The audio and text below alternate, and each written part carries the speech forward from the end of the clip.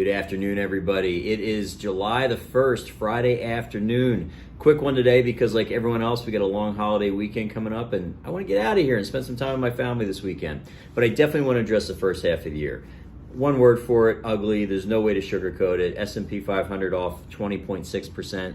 It's the worst start since 1970. NASDAQ off more than 30%. Worst start of the year ever. Barclays Aggregate Bond Index off over 10%. Worst start first 6 months of the year for the Aggregate Bond Index ever. Everywhere you look, ugly. I'm reading the headlines today. They're all apocalyptic in terms of the markets being, done and this and that and everything else. And I truly don't believe that. So here's where I think we stand. First, I've said for the last 4 or 5 months, don't think we're done yet. I think we need to see some washout numbers in terms of the VIX, which is the fear index. We need to see some sustained levels above 40 or 50 or so. We just haven't seen that. But otherwise, you're starting to see some more positive things show up in terms of valuations. It's very hard to pick a target. I think for 35 to 3,600 is probably a really good ultimate target for the S&P 500. If we get down there, and that's a big if, I don't think we stay there, and there's a lot of reasons I feel that way. First of all, consumer confidence at its lowest level ever, really since we started looking at this over the last 50 plus years. On average, when you hit these extreme negatives in consumer confidence, the market is usually up over the next 12 months, 20% and more. Going back the last 50 or 60 years, when the S&P 500 starts the year down more than 15% or more in the year, your average return over the next 12 months is about 24%. Bonds also, we're at a really kind of attractive level here where you actually can go out and buy a bond now and get some yield. You can buy a CD and get some yield. These are these are good things. One thing I've said pretty consistently in some of these messages is we need to see the bond market firm up a little bit, meaning we need to see rates fall, price of bonds go up a little bit before the carnage in the stock market is going to be done. We've kind of seen that. 2 or 3 weeks ago, you had the 10-year Treasury ticked up, yielded about 3.5%. It's really collapsed the last couple of days. We're down about 2.9%. In bond world, that much of a move in terms of yield and bond move is a really big deal. On the inflation standpoint, this has all been about inflation. You're seeing industrial commodities now really crashing down off some peak levels. We talked about that in the last video. We talked about copper, we talked about aluminum, we talked about lumber, we talked about a lot of these other industrial commodities, all headed down and headed down fast. That's good from an inflation standpoint in the long term.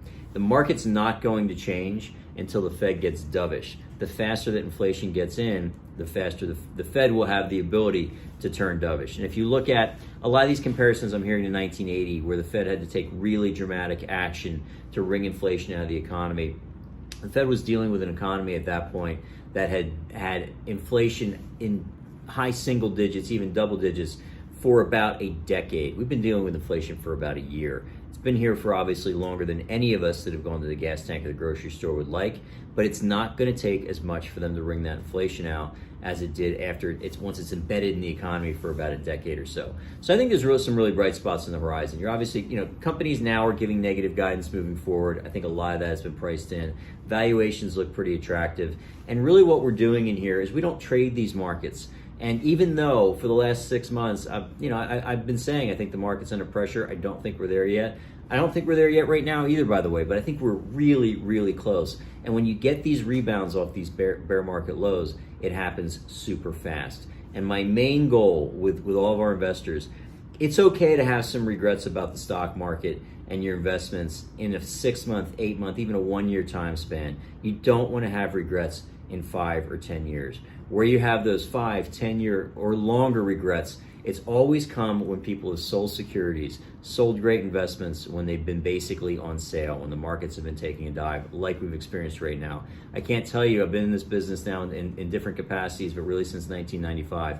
2000 to 2002, ugly market. Some people sold everything and they said, oh, well, when it gets back down there again, I will re-enter those markets. It never did. Same thing with 2007 to 2009. You have people in the bottom of this thing in March of 2009 that sold all their investments, and then once the market started going up again, said, "Yeah, I'll get back in, but I will get back in when these investments get back to being priced where they were when I sold them." You never got that again. Same with COVID. You see this repeat over and over again.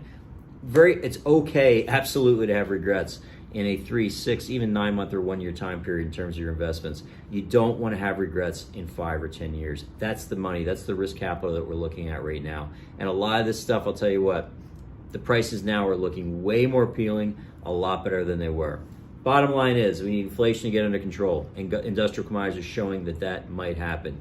We need the bond market to firm up. That's happening right now. We need a spike in volatility. We really have not seen that yet. I'm kind of waiting on that piece.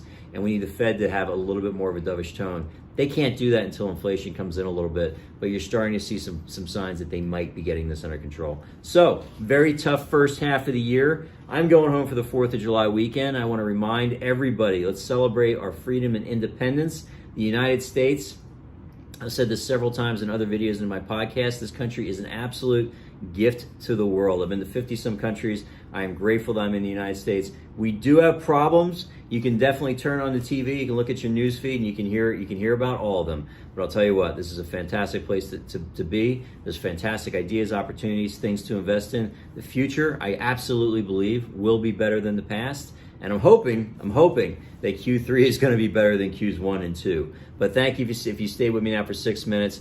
Really grateful for all of you. And tough first half of the year. I'm more optimistic for the second half. We'll take it from there. Everyone have a great weekend, and just grateful to be here in the United States. Take care.